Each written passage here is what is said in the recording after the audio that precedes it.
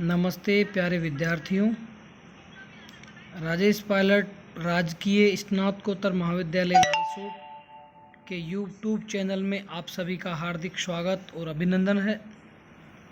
हम स्नातक तृतीय वर्ष महर्षि वाल्मीकि के द्वारा रचित रामायण के बालकांड का जो प्रथम सर्ग है उसका अध्ययन कर रहे हैं। बालकांड के प्रथम सर्ग में हमने इससे पहले 22 श्लोकों का अध्ययन कर लिया है। आज हम इसके आगे अध्ययन करेंगे। इन श्लोकों में महारानी कैकेयी द्वारा राम को वनवास व भरत को राज्याभिषेक, इन दो वरों का जो वरदान है, देवासुर संग्राम में महारानी कैकेयी ने राजा दशरथ से ये दो वरदान मांगे थे। उन्होंने उन दोनों वरदानों को सुरक्षित रख लिया था और इस अवसर पर उन्हें मांग लिया। इसका वर्णन इनमें किया गया है।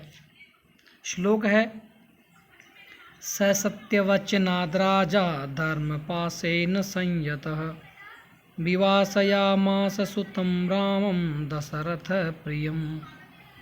स सत्यवचनाद् राजा धर्मपाशेन संयतः विवासयामास सुतं रामं दशरथः प्रियम्। श्लोक का अन्वय है, सह राजा दशरथः सत्यवचनात् धर्मपाशेन संयतः प्रियं सुतं रामं विवासयामास। इसका अर्थ इस प्रकार है, शह राजा दशरथः, वह राजा दशरथ सत्यवचनात्, सत्यवचन से, सत्य भाषण से, सत्यवचन से बंधा होने के कारण, धर्मपाशेन, धार्मिक नियमों से, धर्म के बंधन में, संयतः, सम्यक रूप से बंधे होने के कारण, प्रियम सुतम, अपने प्रिय पुत्र, रामम, श्री राम को, विवासयामास, अयोध्या से निष्कासित कर दिया, वन को भेज दिया।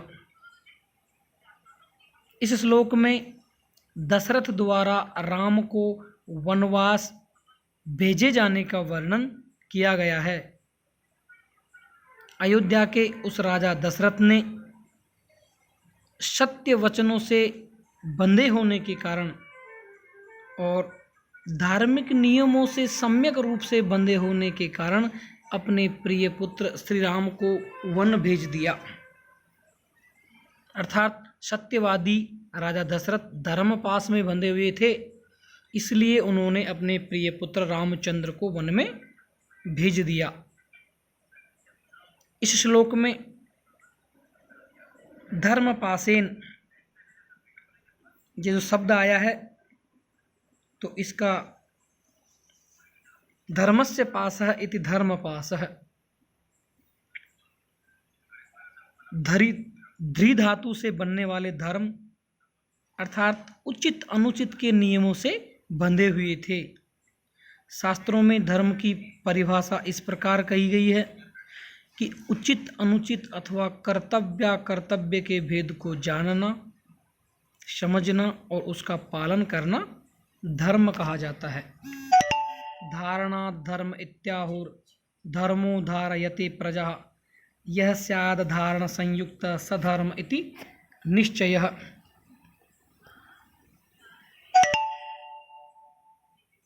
इस श्लोक में विवासयामास अर्थात विवासित कर दिया, वन को भेज दिया। वि उपसर्ग पूर्वक वस धातु है। यहाँ पे लिट लकार के प्रथम पुरुष के एक वचन का रूप है। अगला जो श्लोक है वह है, सजगाम वनम वीरः प्रतिज्ञाम अनुपालयन् पितुर्वचन निर्देशात् कैकेय्याः प्रिय कारणात्। सजगाम वनम वीरः प्रतिज्ञाम अनुपालयन् पितुर्वचन निर्देशात् कैकेय्या प्रिय कारणम। श्लोक का अन्वय है सह वीरः पितुः वचन निर्देशात् कैकेय्याः प्रिय कारणात् च प्रतिज्ञाम् अनुपालयन् वनम जगाम।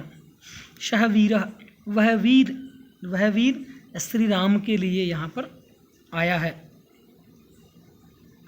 पितुः वचन निर्देशात् पिता के वचनों के कारण या पिता के द्वारा कहे गए वचनों के कारण कैकेय्याः प्रिय कारणात् महारानी कैकेयी के प्रिय कार्य को सिद्ध करने के लिए प्रतिज्ञाम् अनुपालयन और अपने पिता की या स्वयं की प्रतिज्ञा का पालन अनुपालन करते हुए वनम जगाम वन की ओर चले गए। पिता की आज्ञा से और कैकेयी को प्रसन्न करने की इच्छा से वह वीर अपनी प्रतिज्ञा का पालन करता हुआ वन में गया। महामुनि नारद महर्षि वाल्मीकि के लिए श्री राम के व्यक्तित्व की आगे की जो घटनाएं हैं उनकी सूचना देते हुए कहते हैं कि वे श्री राम वीर होने पर भी अर्थात राज्य का पालन करने में प्रत्येक प्रकार से समर्थ होने पर भी अपने पिताश्री के द्वारा कहे गए वचनों का निर्देश स्वीकारते हुए और अपनी माता कैकेयी के प्रिय कार्य थे दो, श्री राम को वन भेजना और भरत का राज्याभिषेक करना। इनको सिद्ध करने के लिए अपनी और अपने पिता की दोनों की प्रतिज्ञा का अनुपालन करते हुए वन की ओर चले गए। अपनी प्रतिज्ञा से यहाँ तात्पर्य है अपने पिता के हर आदेश का अनुपालन करने की स्वयं की प्रतिज्ञा और अपने पिता के द्वारा कैकेयी के लिए दिए गए वचनों की प्रतिज्ञा, इन दोनों का श्री राम ने पालन किया था। अनुपालयन उपसर्ग पूर्वकात् पाल धातु सत्रि प्रत्यय का प्रयोग करने पर अनुपालयन शब्द निष्पन्न होता है। जगाम यह क्रियापद गम धातु के लिट लकार के प्रथम पुरुष एक वचन का रूप है।